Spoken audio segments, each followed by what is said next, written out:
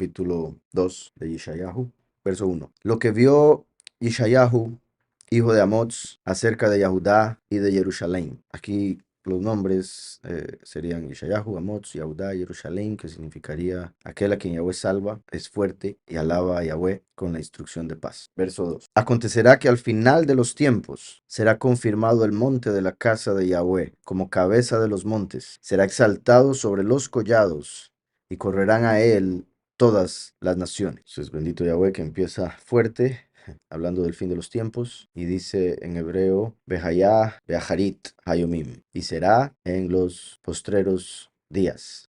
Aharit, ¿verdad? Como sabemos, hace alusión a lo que está después, incluso, bueno, está relacionado con la espalda, entonces uno diría atrás, pero después y atrás suena muy ¿verdad? Contradictorio. Sin embargo, recuerden que como funciona el tiempo es como si uno caminara para atrás, porque uno solo puede recordar o ver el pasado y va caminando como de espaldas hacia el futuro. Entonces, qué curioso que lo que viene después sea lo que está en las espaldas, y en hebreo es la misma palabra. Y es igual que ajarón, misma raíz. Ajar, que significa otro, como el otro lado, el otro que se manifiesta, el pasado y el otro, que sería el futuro, ¿verdad? Y etcétera. Entonces, Beaharit, de hecho, no ando ninguna camisa de eso, pero ahí la anda el hermano Harman, pero recuerdan el nombre del libro en hebreo es Magid Mereshit Aharit, declarando en hebreo, o sea, literalmente sería declarando el principio desde el fin, perdón, declarando desde el principio el fin.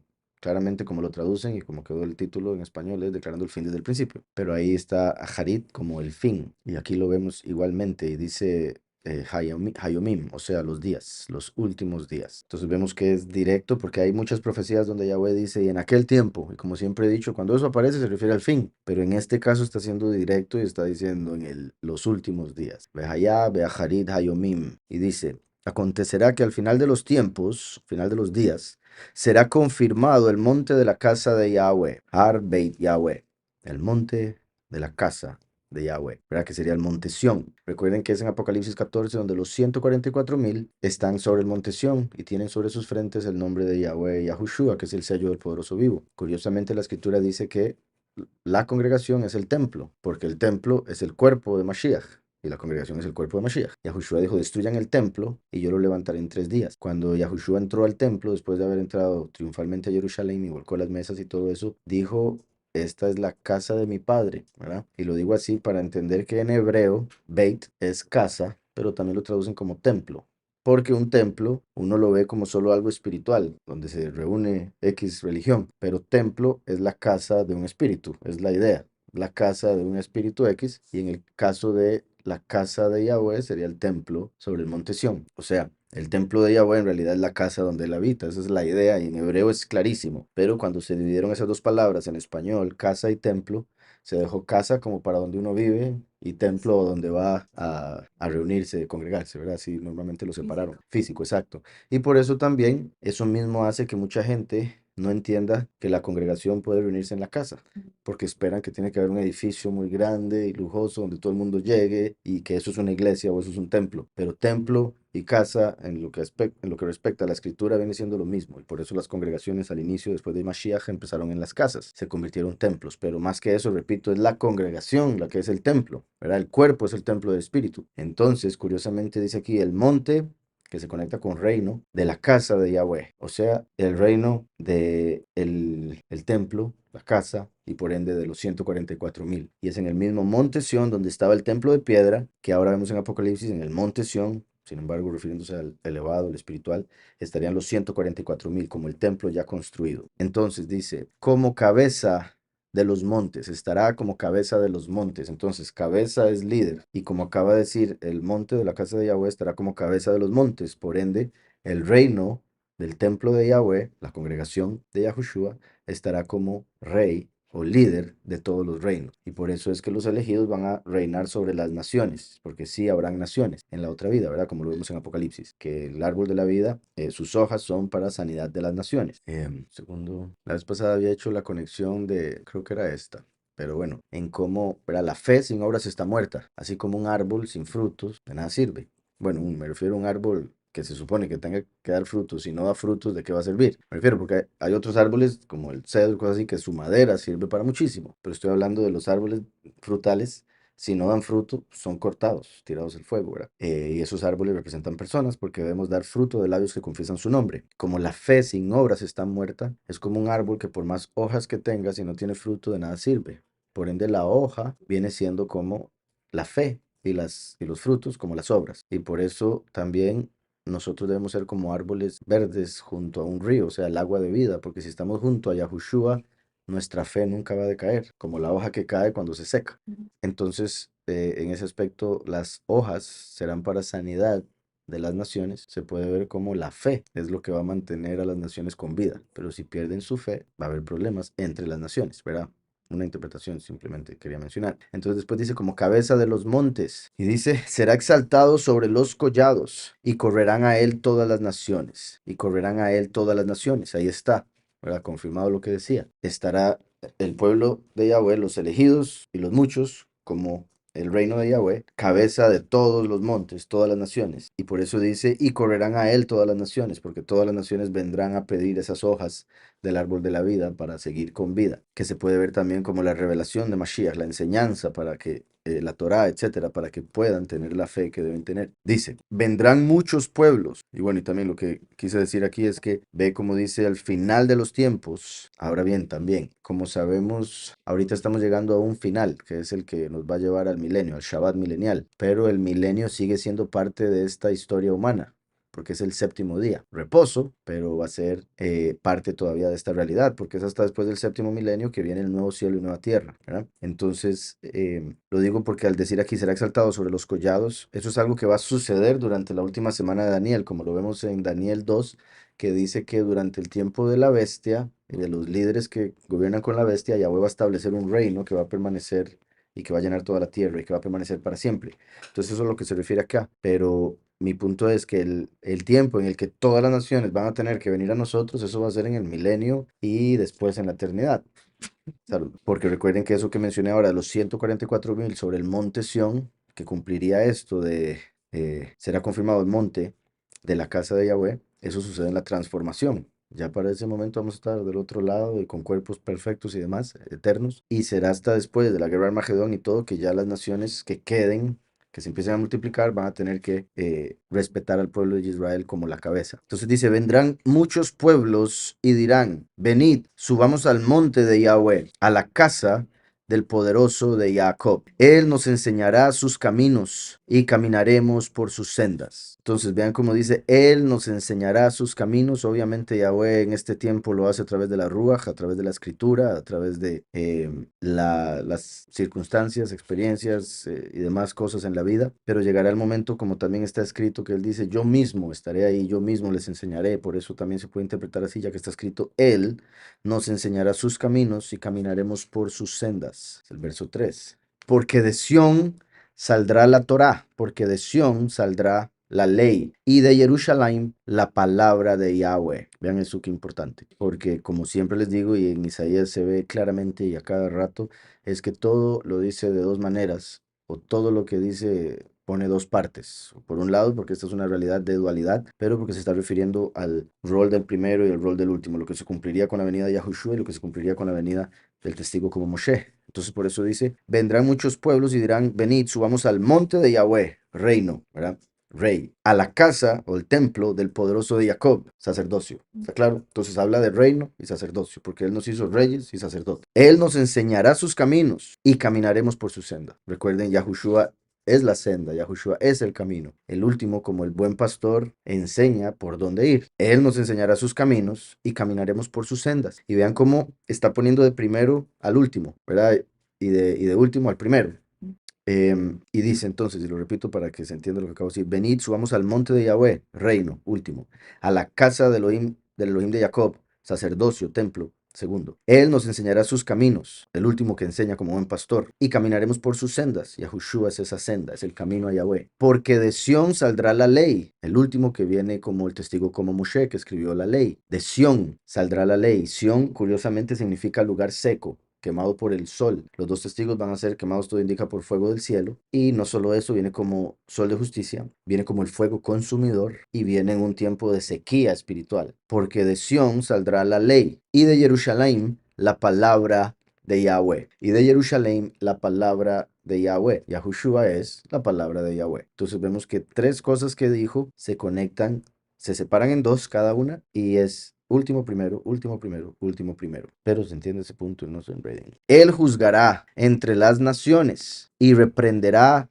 a muchos pueblos. Él juzgará entre las naciones y reprenderá a muchos pueblos. Convertirán sus espadas en rejas de arado y sus lanzas en hoces. No alzará espada nación contra nación, ni se adiestrarán más para la guerra. Qué curioso que ahora orábamos por la guerra, por todo lo que está pasando, todos los conflictos que hay en diferentes países o entre diferentes naciones. En Israel ahora la hermana Carmel nos decía de unas noticias de misiles y demás. Y vean cómo Yahweh promete finalmente paz mundial, verdadera. Porque Yahushua vino a dar la paz que sobrepasa todo entendimiento. El último viene a dar la paz física, o sea, paz espiritual, paz física, paz en el interior, paz en el exterior, paz celestial, paz terrenal. Porque primero tenemos que estar en paz con Yahweh para que perdonara nuestros pecados. Y una vez que los pecados son perdonados, entonces hay paz en la tierra. Porque de Sión saldrá la ley de Jerusalén, la palabra de Yahweh. Él juzgará entre las naciones. Ahora viene juicio y no solo se puede entender aquí que juzgará entre nación y nación cuál es mejor, sino que estará entre las naciones para traer el juicio. ¿Sí me explico? Y recuerden, Yahushua vino a Israel. El último viene entre las naciones porque viene como gentil, como dice Isaías 63. Él juzgará entre las naciones y reprenderá a muchos pueblos. Verso 4. Dice, Shafat Bein Hagoim, y juzgará entre las naciones, los gentiles. Y dice, y reprenderá a muchos pueblos. Convertirán sus espadas en rejas de arado. Eso es interesante, por un lado, por lo claro que es el hecho de que las armas que usan hoy en día, hechas de metales, para matar, se convertirán en herramientas para arar, para trabajar la tierra, para que den alimento. Por ende, aquello que se usaba para matar, ahora se va a usar para dar vida. Y ahora va a convertir todo en positivo. Todo lo que se usaba para destruir, se va a usar para construir. Y además de eso, recuerden que Noah es el primer hombre que creó herramientas de arar, el primer hombre en crear herramientas para sembrar en la tierra, porque antes de eso sembraban a pura mano y era muy difícil. Entonces Noah, una de las razones por las que se le dio ese nombre, el que trae reposo, consuelo, es porque les dio descanso de sus obras al darles herramientas para facilitar el trabajo. ¿Sí me explico? Y Yahushua dijo que la venida del Hijo del Hombre sería como los días de Noah, porque ahora se van a hacer herramientas para arar. Y recuerden que antes del diluvio, Azazel bajó y le enseñó a los hombres a hacer armas de guerra con metales. Entonces, después del diluvio, esas armas se convierten en herramientas de arar. ¿Sí me explico? Por decirlo así, conectándolo con el tiempo del fin, me refiero. Convertirán sus espadas en rejas de arado y sus lanzas en hoces. Por un lado, vean qué curioso también, convertirán sus espadas, parte de lo que enseñó Azazel a hacer con los metales, bronce y demás, bueno, porque enseñó a trabajar el bronce, convertirán sus espadas en rejas de arado. Espadas, como Yahushua es la palabra es la espada del espíritu, ¿verdad? Y vean que dice arado, o sea, sembrar la semilla. Yahushua es la semilla, Yahushua es el primero, y lo que primero se hace es sembrar antes de cosechar, si no, no se puede cosechar nada. Entonces, espada se convertirá en herramienta de arar. Y después dice lanza en hoces, o sea, para cosechar, la segunda parte, o sea, el último. Y el último viene con un arco, venciendo y para vencer. Lanza es sinónimo, y principalmente en hebreo, de flecha. Solo que una lanza, ¿verdad? Se tira con la mano, una flecha con el arco, pero tienen una misma forma, solo que el tamaño es lo que se diferencia. De todas maneras, voy a ver aquí la palabra que aparece. Sí, paz mundial. Incluso aquí el arar y digamos, no dudo que se vaya a hacer porque van a haber diferentes niveles en los que la gente va a vivir y los pocos van a tener acceso a lo celestial por haber buscado lo espiritual durante esta vida, pero los que se quedaron en lo más terrenal, como las naciones, van a vivir en un mundo como este, pero perfecto, sin guerra, pero tendrían que arar para comer, porque tendrán cuerpos como estos, ¿sí me explico? Y nosotros vamos a poder comer para disfrutar la comida, pero no porque la necesitemos, como los ángeles, que no necesitan comida, pero cuando bajaban comían si les ofrecían, ¿verdad? Me refiero a Abraham, lo llevó a comer, ellos comieron, los tres ángeles que llegaron donde él. Entonces, al decir, convertirán sus espadas en rejas de arado, es sembrar como la semilla, como Yahushua, lo primero, reja de arado. Curiosamente, la reja de arado lo que hace es dividir la tierra, rompe la tierra, divide para poner la semilla. Yahushua vino a dividir. Dijo, yo no vine a traer paz, porque todavía no venía la segunda parte. Él vino a hacer la primera parte, traer división. ¿Para qué? Para poder sembrar la semilla, porque lo rechazarían a él por la división, se pondrían en contra y lo matarían, y eso haría que la semilla germinara, puesto que él es la semilla que al morir germinaría, y al resucitar empezaría a echar raíces y todo lo demás. Entonces, convertirán sus espadas en rejas de arado, aquellos que usaban para matar, ahora lo usan para dar vida. Yahushua es la espada y él es la semilla que se siembra y es lo primero. Y sus lanzas en hoces. Lanzas. La palabra es Hanit. Lanza, diferentes palabras, pero todas indicando lo mismo. Normalmente la palabra para flecha es otra, pero queda al punto, ¿verdad? De cómo funciona una lanza, o sea, que es la misma idea, tiene la misma función que una flecha. Una lanza, uno la lanza, ¿verdad? La espada no, usted se la deja en la mano porque es para pelear de cerca. Como Yahushua es la palabra y vino a predicar a los israelíes de cerca. El último es la voz, como la voz se usa para hablarle a alguien de largo. Igual que una flecha se tira a lo largo y una lanza también. Entonces, la función es la misma, es mi punto en lo que respecta a la interpretación. Y curiosamente empieza con Het Nun, que es gen, favor, el que recibe el favor. Y al revés es Noach. Y si vemos toda la palabra, pues se pueden sacar más cosas porque viene el favor de la mano es el último, o el favor del brazo viene a través del último, o el sello del poderoso vivo. Y repito, se podrían sacar más cosas. Ustedes me dirán, ¿verdad? Cuando quieren que haga algo así, como a veces el hermano serio que me pregunta esta palabra. Entonces, eso con respecto a lanza. Vejanitot, ay, híjole, está larga esta palabra porque es y sus lanzas. Entonces, Bajanitoteihem. Está largo. Bajanitoteihem sería. Y sus lanzas. Dice después. Convertirán sus espadas en rejas de arado y sus lanzas en hoces. O sea, para cosechar, vuelvo y repito, lo que viene al final. No alzará espada nación contra nación, ni se adiestrarán más para la guerra. Como siempre dice dos cosas. No alzará espada nación contra nación. Recuerden lo que dice Yahushua, que el fin se levantaría nación contra nación. No me extrañaría algún judío diciendo, es contradicción. Porque aquí dice que en el fin de los tiempos no se levantará nación contra nación. Pero no entenderían nada. Como expliqué ahora, el milenio en el que va a haber paz y no se va a levantar nación contra nación, va a suceder después de lo que pasa en la última semana de Daniel, que es cuando Yahushua dijo se levantará nación contra nación. Y eso se confirma en Daniel cuando dice, durante el reino de estos cuernos, ¿verdad? De estos reyes, Yahweh levantará un reino que llenará toda la tierra y no será removido por la eternidad. En Daniel 2, 44, 4:4. En los días de estos reyes, el poderoso del cielo levantará un reino que no será jamás destruido.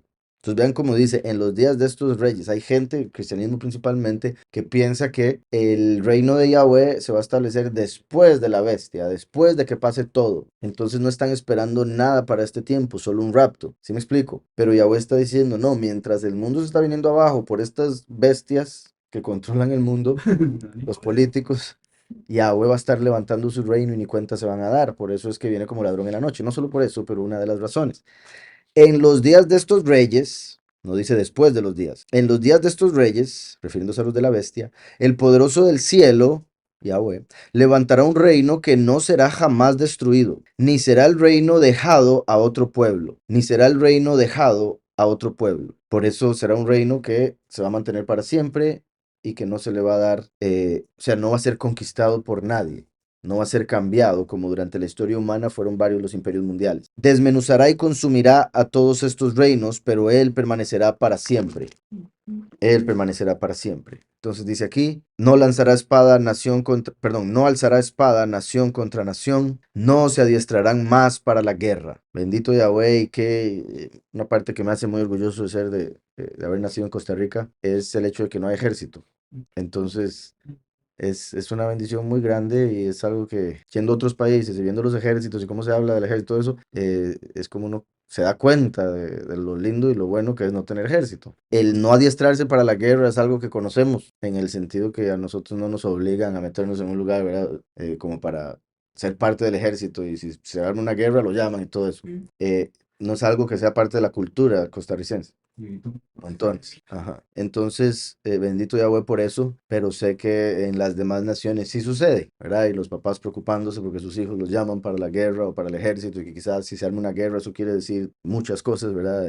Negativas. Entonces, ni se adiestrarán más para la guerra, ya nunca más en las naciones se va a enseñar a pelear. Venid, casa de Jacob, y caminaremos a la luz de Yahweh. Venid, casa de Jacob. Vean que al decir Jacob incluye a los muchos, por si algo. Recuerden que cuando se habla de Israel y Jacob, en contraste, Israel son los pocos, Jacob los muchos. Al decir Jacob, dice los muchos, y por ende estarían incluidos los pocos, que están como líderes. Venid, casa de Jacob, y caminaremos a la luz de Yahweh. Yahushua dijo, yo soy la luz. Entonces caminaremos por medio de Yahushua hacia Yahweh. Dice el verso 6. Ciertamente tú has dejado tu pueblo. Qué duro. Ciertamente tú has dejado tu pueblo, la casa de Jacob. Vean que sigue diciéndole Jacob en vez de decir Israel, porque se está refiriendo a los, o sea, representa rebelión, representa el no tener el nombre, porque por eso Yahweh le cambia el nombre a Jacob y lo convierte en Israel, o bueno, le añade un nombre, porque mantiene ambos a través de la escritura para representar esa separación que también se daría del pueblo, ¿verdad? En las tribus del norte y las tribus del sur. Ciertamente tú has dejado tu pueblo, la casa de Jacob, porque están llenos de costumbres traídas del oriente. Vean qué sorprendente que esto sucedió en el oriente para nosotros. Obviamente, donde sea que uno esté en la tierra, siempre hay un oriente, ¿verdad? Solo ir hacia el este, ¿verdad? Entonces, como ahí se podría decir, traídas del este. O incluso, vamos a ver un momento, para ver cómo lo dice el verso 6, Mikedem, del lo mismo oriente, pero hace alusión a origen, porque es de ahí donde nace el sol. Es ahí donde empezó la civilización humana. Entonces también se puede decir como trajeron, dice, porque están llenos de costumbres traídas desde el inicio, desde el principio. Y en el caso nuestro se confirma todavía más porque muchas costumbres, muchas cosas que hoy en día la gente hace, las trajeron de allá, de mandamientos de hombres. Ciertamente tú has dejado a tu pueblo, la casa de Jacob, porque están llenos de costumbres traídas del oriente y de agoreros, como los filisteos, que se puede ver también como los extranjeros, como los extraños, y pactan con hijos de extranjeros. Ahí confirma que al usar filisteos se está refiriendo a eso, porque es el significado de filisteo. Muchas veces Yahweh hace eso, menciona el nombre de una nación y después confirma la razón por la que lo está usando al decir la traducción de ese nombre. Y de agoreros como los filisteos y pactan con hijos de extranjeros. Su tierra está llena de plata y de oro, sus tesoros no tienen fin. Su tierra está llena de plata y de oro, sus tesoros no tienen fin. También está su tierra llena de caballos y sus carros son innumerables. Entonces menciona dos puntos que muchas veces hacen que la gente se pierda, las naciones enteras, incluso vemos el ejemplo con Shlomo, excepto por las mujeres, aquí está mencionando las otras dos, riquezas y caballos. Los caballos hacen alusión a guerra. Entonces dice, su tierra está llena de plata y de oro. Sus tesoros no tienen fin, ¿verdad? Que también hace alusión a cómo Yahweh les ha bendecido, pero esa bendición la usan para el mal, para alejarse de Yahweh. Sus tesoros no tienen fin. También está su tierra llena de caballos, de guerra, de conflicto, y sus carros son innumerables, que hoy en día sería como para decir sus tanques, ¿verdad? Con lo que se mueven para ir a guerra. Y bueno, se podrían decir otro montón de vehículos, por supuesto, pero digo yo de tierra y así. Además, su tierra está llena de ídolos y se han arrodillado ante la obra de sus manos. Su tierra está llena de ídolos y se han arrodillado ante la obra de sus manos y ante lo que fabricaron sus dedos. Me sorprende a mí cómo los católicos, por ejemplo, y siempre tienen que salir rascando en esto, pero ahí los tienen, defienden la idolatría tanto y dicen que la escritura está bien con eso, ¿verdad? O por lo menos con lo que ellos hacen. Porque ellos dicen, no, es que esto representa, no, nosotros no estamos adorando la imagen, estamos adorando lo que representa. Que como he dicho, eso es exactamente lo que estaba tratando de hacer el pueblo cuando hicieron el becerro de oro. Ellos dijeron que iban a adorar a Yahweh a través del becerro de oro. Ellos dijeron, haga un becerro de oro para hacer fiesta para Yahweh. Ellos estaban reemplazando a Moshe por el becerro de oro para a través del becerro de oro, según ellos, honrar a Yahweh. Y eso es lo que piensan los católicos en muchas ocasiones, la mayoría al menos, cuando se les pregunta al respecto. Por otro lado, ¿verdad? Ellos tienen excusas de excusas, es que no, que el arca del pacto tenía dos querubín. Entonces dicen, ve, ahí hay imágenes. Pero esos dos querubín son lo que sostiene, se supone, la presencia de Yahweh, representan, ¿verdad? Donde se sentaba Yahweh. No quiere decir que eso fuera Yahweh, ni siquiera representara a Yahweh. Representa aquello sobre lo que Yahweh se sienta, puesto que era el arca que representa el trono de Yahweh. Y los dos querubín similar a los cuatro que rodean el trono en los cielos. Entonces, dicen excusas de excusas para poder seguir adorando los ídolos, pero vean aquí como lo dice claramente, su tierra está llena de ídolos y se han arrodillado ante la obra de sus manos. Ya con eso, se arrodillaron ante la obra de sus manos. Si alguien hace algo con sus manos o compra algo que alguien hizo con sus manos y otro se arrodilla, está pecando y abuelo abomina. Punto. Con solo inclinarse ante una imagen, darle un beso o lo que sea que hagan, idolatría. Que esa es la diferencia. Una cosa es dar honor por respeto y saber que es Yahweh el que envió, y otra cosa es pensar que al hacer eso van a ser salvados o que ese es, ¿verdad? Y hablando de sacerdotes, más se enseñan idolatría, obviamente. Pero sí, Yahushua, pero vean que, ¿cuál es el beso principal que se menciona, que le dieron a Yahushua? El de Judas. Entonces, ¿verdad? El que menciona la escritura, ay, ¿quién besó a Yahushua? Judas. Además, tu tierra está llena de ídolos. Hemos sido ya, bendito Yahweh, hablábamos de verdad, es el cuarto país al que el Padre nos trae. Y hemos ido viendo, ¿verdad? Vamos estudiando y calificando idolatría de 10, 7. O sea, sí, y a lo que voy es que cuando fuimos a México, ¿verdad? Sabemos que en México hay mucha idolatría. Vimos bastante. Cuando fuimos a Venezuela, no nos esperamos encontrar tanta idolatría. Hay bastante. Parecido a México, en realidad, en el sentido de imágenes en los lugares y así. Pero bueno, tal vez no a ese nivel, pero muy parecido, siento yo. Vimos unas casas para ídolos que yo decía, ¿cómo hay gente durmiendo en la calle? Si yo fuera un indigente, yo me meto a dormir en la casa de un ídolo y voto el ídolo. Me explico, porque es sorprendente que tienen imágenes con casas hechas así a la par de la calle y que haya gente en la calle. Pero sí, yo me refiero en el aspecto de que es sorprendente que le den un techo, un espacio, se lo construyan a un demonio y a una persona la dejen así como si fuera nada. Y repito, en el sentido de lógica, si yo viviera en la calle en una situación de esas, me meto allá a dormir y en el nombre de Yahushua reprendo todo. Obviamente, si uno anda en Yahushua, no va a andar durmiendo ahí, ¿verdad? En la calle, ni ahí. Después de Venezuela, fuimos a Colombia, ahí vimos un poco, no al mismo nivel de México y Venezuela, o sea, un poco menos. Pero sí, habían también casados. Sí, majo, majo. Y ahora venimos a Perú y bendito Yahweh ha sido el que menos hemos visto, al menos en Chiclayo, que es lo que hemos estado, ¿verdad? Y sí hay una que otra por ahí, pero no al nivel de los otros países que hemos visto. Pero mi punto es, tristemente, de los cuatro países, y ahí también se incluye Costa Rica, porque en Costa Rica, que ya sería el quinto, era el primero en sí, he dicho, ¿verdad? Como el 2 de agosto van y caminan un montón para ir a adorar una piedra que le llaman la negrita, la supuesta virgen, y de que hay idolatría la hay, por supuesto. Entonces, toda América Latina está llena de ídolos y se cumple lo que vemos acá. Y es sorprendente porque toda América Latina dice creer en la escritura, dicen creer en el Mesías. ¿Y cómo es que se repite exactamente la misma historia que vemos en el antiguo pacto? O sea, y como dice Salomón, lo que fue es lo que será. Y por eso no debería sorprendernos, porque aquí está escrito, y si fue, sería, y es lo que vemos. Pero la gente se engaña y piensa que no.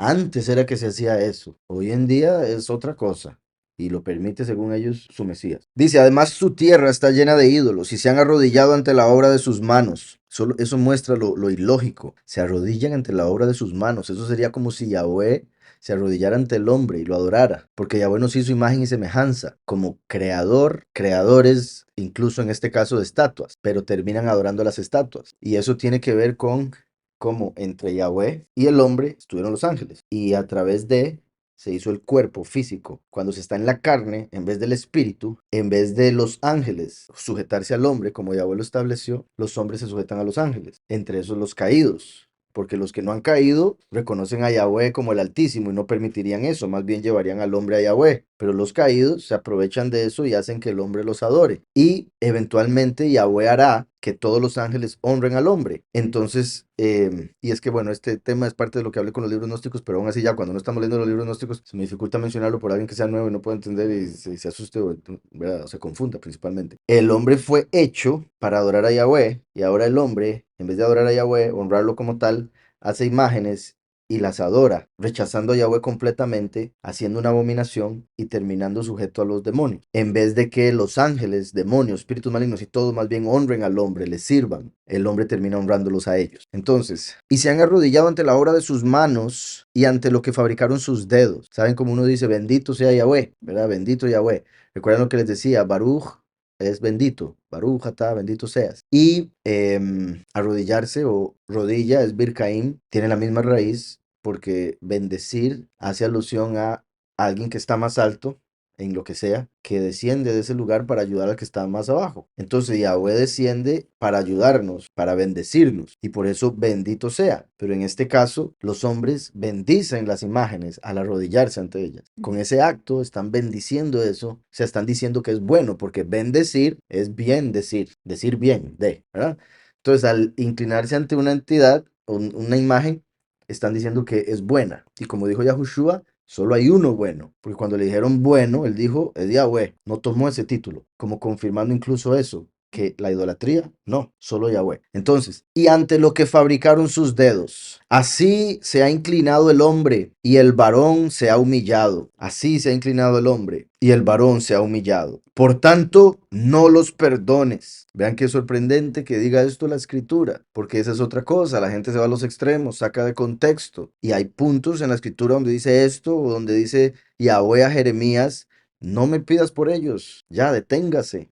Hay momentos donde uno no puede pretender ser más misericordioso que él, principalmente porque es imposible y eso sería engaño del enemigo para que uno haga algo que no debe, para que se crea más o lo que sea. Y por otro lado, porque uno no sabe todo lo que él sabe. Y de acuerdo a lo que él sabe es que juzga. Y uno no puede saltarse el juicio de Yahweh inventando o omitiendo cosas acerca de cómo Yahweh llegó a ese veredicto. Por tanto, no los perdones. Y vean también que por si algo había empezado diciendo, si básicamente el profeta aquí diciéndole al Padre, ¿verdad? No los perdones, ha sido demasiado. Y sea como sea el profeta, al ser profeta está hablando el Espíritu a través de él. Por tanto, no los perdones. Y no estoy diciendo esto como para decir, ay, no perdonen, sino que Yahweh es el que determina eso y él nos dice, y hay que entender que hay ocasiones donde no puede haber perdón, como por ejemplo cuando se da la blasfemia en contra del Espíritu, es el pecado imperdonable. Dice, métete en la peña y en el polvo escóndete de la presencia temible de Yahweh y del resplandor de su majestad. En el momento Apocalipsis 6. Sexto sello. Miré cuando abrió el verso 12, el sexto sello y hubo un gran terremoto, el sol se puso negro como tela de luto, la luna entera se volvió toda como sangre y las estrellas del cielo cayeron sobre la tierra como la higuera deja caer sus higos cuando es sacudida por un fuerte viento. El cielo se replegó como un pergamino que se enrolla y todo monte y toda isla fueron removidas de sus lugares. Los reyes de la tierra, los grandes, los ricos, los capitanes, los poderosos, todo esclavo y todo libre, se escondieron en las cuevas y entre las peñas de los montes. Repito, métete en la peña y en el polvo escóndete de la presencia temible de Yahweh y del resplandor de su majestad. Dice, se escondieron en las cuevas y entre las peñas de los montes y decían a los montes y a las peñas, caed sobre nosotros y escondednos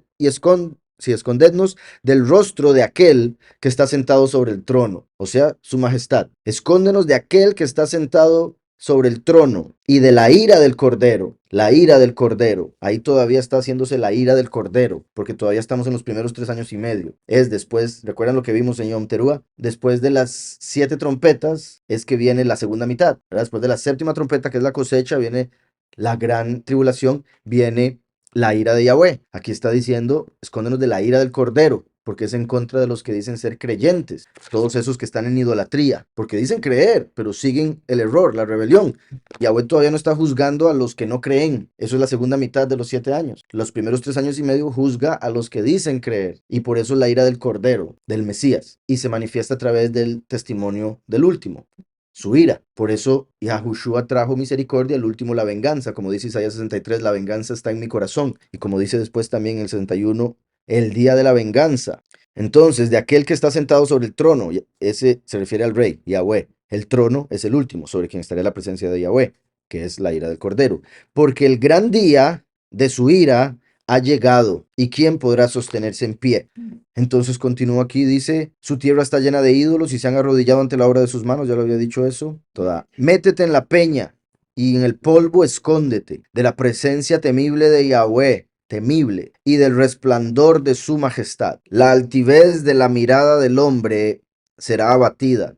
La altivez de la mirada del hombre será abatida. La soberbia humana será humillada, ¿verdad? Entonces, ¿para qué va a ser uno soberbio? ¿Para qué va a ser altivo si va a terminar siendo destruido? La altivez de la mirada del hombre será abatida, la soberbia humana será humillada, ¿verdad? Todos los que se atreven a pensar que pueden rebelarse en contra de Yahweh sin ser destruidos. Solo Yahweh será exaltado en aquel día. Claramente va a quedar claro que, para la redundancia, que todos los ídolos, todo lo que adoran los hombres son demonios, espíritus malignos, ángeles caídos. Solo Yahweh será exaltado en aquel día. Yahweh levadó Bayom Habu. Y exaltado será Yahweh únicamente en el día ese. Porque el día de Yahweh de los ejércitos vendrá sobre todo soberbio.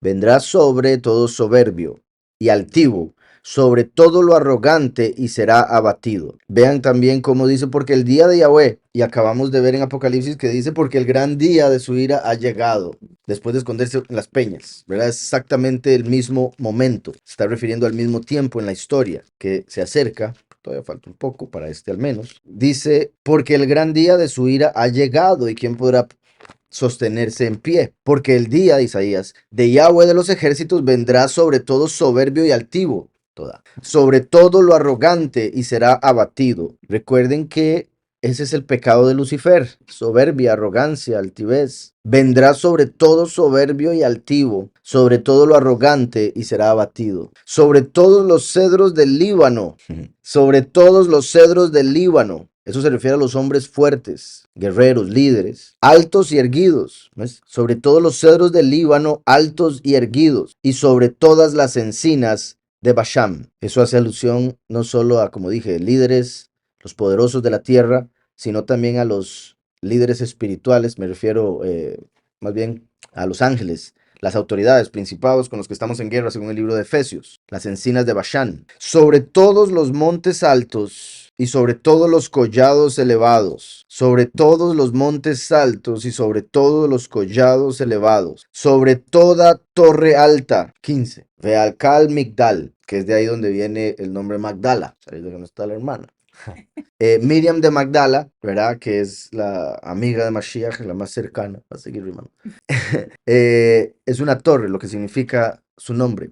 Sobre toda torre alta. Obviamente aquí no está hablando de Magdala, simplemente quería mencionar la palabra en hebreo y ver la conexión ahí, que está hablando de, una vez más, todos los que están en lo alto, porque lo que se exalta será humillado, y el que se humilla ante Yahweh, Yahweh lo exaltará. Sobre todos los montes altos y sobre todos los collados elevados, sobre toda torre alta y sobre todo muro fortificado, sobre todas las naves de Tarsis. Qué curioso, Tarsis se considera, al menos por muchos, que es España. Y de España salieron las naves o los barcos que trajeron a muchos de nuestros antepasados acá a América.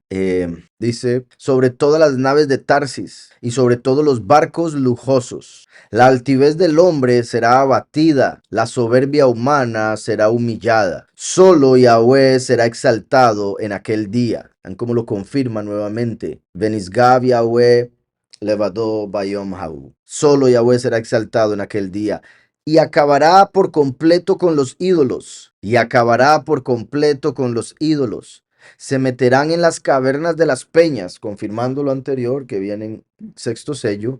Se meterán en las cavernas de las peñas y en las aberturas de la tierra, a causa de la presencia temible de Yahweh y del resplandor de su majestad. Cuando Él se levante para castigar la tierra, cuando Él se levante para castigar la tierra. Y recuerden lo que dice Daniel 12:1, que bueno, voy a leer para no parafrasear, pero dice, en aquel día se levantará Micael, el príncipe que está de parte de los hijos de tu pueblo. Y continúa, y bueno, en realidad no lo parafraseé porque es exactamente así, pero voy a leerlo con los versos que siguen. Exacto. Que como sabemos, el arcángel Micael es el malaj de Yahweh, por ende es el que lo representa. Por eso se da aquí donde dice, cuando él se levante para castigar la tierra, que dice aquí, en aquel tiempo se levantará Micael, el gran príncipe que está de parte de los hijos de tu pueblo. Será tiempo de angustia, tribulación, cual nunca fue desde que hubo gente hasta entonces, o sea, el fin de los tiempos. Pero en aquel tiempo será libertado tu pueblo, todos los que se hallen inscritos en el libro, o sea, los que están en el libro que tiene 7 sellos, que Yahushua abre. Cuando abrió el séptimo sello ya se sabe quiénes son y por eso son salvos, para que se dé la gran tribulación. Entonces, cuando Él se levante para castigar la tierra, entonces el 19, aquí el verbo que usa es diferente al que usa en Daniel, por si algo, que es amad en Daniel, pero aquí usa cum, que como ya les he dicho muchísimas veces, es otro verbo que usó Yosef cuando tuvo los sueños y que se toma ese verbo para interpretar que cada vez que es usado proféticamente, cada vez que se usa en la escritura, hace alusión al cumplimiento de esos sueños de Yosef, de que se levantaría la espiga de Yosef, el puño de las espigas de Yosef y los de los hermanos se inclinarían. Entonces, dice Becumó, cuando se levante, y qué curioso como lo pone, la Arots Haaretz. Vean cómo Yahweh habla y utiliza palabras que suenan similar. La Arots Haaretz, que sería donde dice para castigar la tierra o para herir, como otra traducción lo pone. La Arots Haaretz. Entonces, para castigar la tierra cuando se levante, como aquel día, y bueno, y por ende mi punto es que está confirmando la venida del último, descendiente de Yosef, porque él usó cum, que curiosamente es Micael, entonces no es como que bloquea lo que acaba de mencionar con Daniel 12, simplemente quería mencionar cuál es el verbo que aparece en el hebreo. Aquel día arrojará el hombre a los topos y murciélagos. Hablando topos. Aquel día arrojará el hombre a los topos y murciélagos. Los topos y murciélagos representan a Samael y sus demonios, exacto, el poderoso ciego. ¿Verdad? Los murciélagos son criaturas voladoras, por ende representan los ángeles caídos, por su forma y donde habitan, en las cuevas, y por la ceguera, igual que los topos, que habitan debajo de la tierra, como los demonios. Entonces se refiere a los ángeles caídos y a los demonios. En este caso, topos y murciélagos, por ende, demonios y ángeles caídos.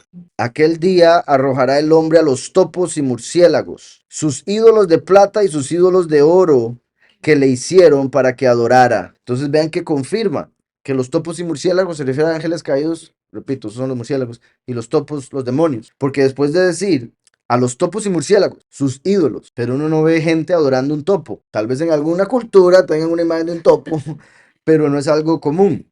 No vemos gente adorando topos, no vemos adorando murciélagos. Pero aquí Yahweh los está comparando con los ídolos. ¿Me explico? Porque los ídolos son para adorar demonios y ángeles caídos, topos y murciélagos. A los topos y murciélagos, sus ídolos de plata y sus ídolos de oro. Entonces se puede ver como los ídolos de plata son los topos, demonios. Los ídolos de oro, los murciélagos, ángeles caídos. Lo cual es curioso porque obviamente el oro vale más que la plata y los ángeles caídos tendrían más poder que los demonios. Aquel día arrojará el hombre a los topos y murciélagos sus ídolos de plata y sus ídolos de oro que les hicieron para que adoraran. Entonces los ídolos de plata y los ídolos de oro representados por los topos y los murciélagos que son demonios y ángeles caídos.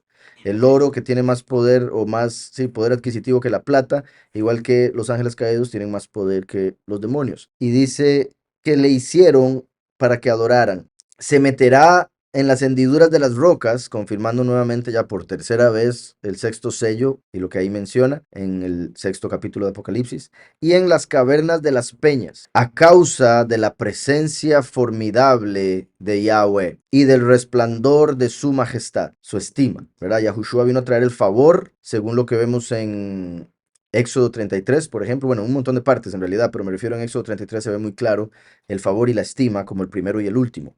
Cuando se levante para castigar la tierra, o sea, cuando viene la estima es cuando viene el castigo. Cuando vino el favor, trajo el perdón. Dejad al hombre cuyo aliento está en su nariz, porque ¿de qué estima es él digno? Dejad al hombre cuyo aliento está en su nariz, porque ¿de qué estima es el digno? ¿Verdad? Que se puede entender como que se olvide del hombre porque es simplemente polvo, porque su espíritu está en su nariz, en el sentido también de que fácilmente sale y hasta ahí llegó, ya murió. Y curiosamente también se podría decir cuyo aliento está en su nariz. Recuerden que la nariz hace alusión a ira, enojo, ¿verdad? Entonces como una persona iracunda, que serán cortados, porque normalmente una de las cosas más o características que más causan ira en una persona, o sea, que más lo llevan a la ira, al enojo, es la soberbia, el creer que siempre tiene la razón, el creer que todo tiene que ser como él dice. ¿Sí me explico? Entonces, fácil se enoja una persona así, es mi punto. Una persona humilde baja, como dicen, ¿verdad? Dice, no, está bien, ya me calmo, no voy a gritarle, no voy a ofenderle. Entonces, dejad al hombre cuyo aliento está en su nariz, porque ¿de qué estima es el digno. Y voy a ver ese verso 22. Dice, Hidlu lachem mina adam asher neshama ba'afo. Bueno, beapo. En su nariz. Porque de qué estima es él. Entonces, curiosamente dice Neshama, no dice ni Ruach ni Nefesh. Y digo eso porque en Génesis, donde dice que Yahweh envió su Neshama, esta entró por la nariz de Adán. Entonces en Génesis usa Neshama, nariz. Aquí vemos cuya Neshama está en su nariz. Y por eso lo traducen como aliento, que es normalmente la traducción que dan a Neshama, ¿verdad? El aliento de vida. Dejad al hombre cuyo aliento está en su nariz, porque de qué estima es el digno. Neguiajo dice, Isaías 2, verso 4, se conecta directamente con Isaías 41, 25 al 28. Del norte levantaré a uno, y vendrá de donde nace y vendrá. Del norte levantaré a uno y vendrá. De donde nace el sol invocará mi nombre. Muy poderoso. ¿Verdad? Entonces, aquí está hablando del último. También Mitzafón, que es lo que aparece como del norte, y está bien la traducción, pero también se puede traducir como del tesoro o de un tesoro, o de aquello que está escondido. Entonces, del norte levantaré a uno y vendrá. De donde nace el sol invocará mi nombre. Que ese sería ¿verdad? El oriente o el este. Entonces está hablando básicamente de un lugar noreste. Y pisoteará príncipes como al lodo, como pisa el barro el alfarero. Y Yahushua se manifestó como alfarero cuando puso lodo en los ojos de un hombre para darle la vista, pero por otro lado, el último se le da la vara de hierro para que pise y destruya las naciones como alfarero, como si fueran barro. Dice, ¿quién lo anunció desde el principio para que lo sepamos o de tiempo atrás para que digamos es justo? Al decir eso también está indicando que es algo que sucede al final, puesto que es lo más sorprendente que lo ha dicho desde un principio. Cierto, no hay quien lo anuncie, sí, no hay quien lo enseñe. Muy importante. No hay quien lo anuncie, sí, no hay quien lo enseñe. Primero y último. No hay quien lo anuncie, no hay quien lo enseñe. Yahushua vino a anunciarlo, las buenas nuevas, ¿verdad? Las buenas noticias, los buenos anuncios, para que se entienda el punto de la conexión, y no lo recibieron. No hay quien lo anuncie, ¿verdad? Lo mataron. Y antes de él no había nadie que lo anunciara, lo que él anunció, me refiero, las buenas nuevas, porque antes de él, todos los que vinieron antes de él fueron ladrones y salteadores, como lo vimos en Juan 10, el estudio anterior. Pero después dice, sí, no hay quien lo enseñe, lo confirma y se refiere al último, por eso habrían 2000 años de apostasía, pero cuando se manifiesta el último, de repente se enseña la senda correcta. Ciertamente no hay quien oiga vuestras palabras, así es, ¿verdad? Y sucede constantemente y todos los que escuchan yo creo que han probado un poco de eso al ir a predicar a otras personas y que no lo reciban. Dice, yo soy el primero que he enseñado estas cosas a Sión y a Jerusalén daré un mensajero de buenas nuevas, o sea, de las Besorot, el último. Porque el primero es el que ha enseñado estas cosas en Sión. Yo soy el primero que he enseñado estas cosas en Sión. Y a Jerusalén daré un mensajero, un malaj, de buenas nuevas. Miré, pero no había ninguno. Les pregunté por estas cosas, pero ningún consejero hubo. ¿Verdad? Y por eso dice, miré, pero no había ninguno. Por eso tuvo que venir Yahushua, el unigénito del Padre. Y después dice, les pregunté por estas cosas, pero ningún consejero hubo. El último viene como el gran consejero, porque tiene la ruach, que es la que aconseja. Les pregunté, pero no respondieron palabra.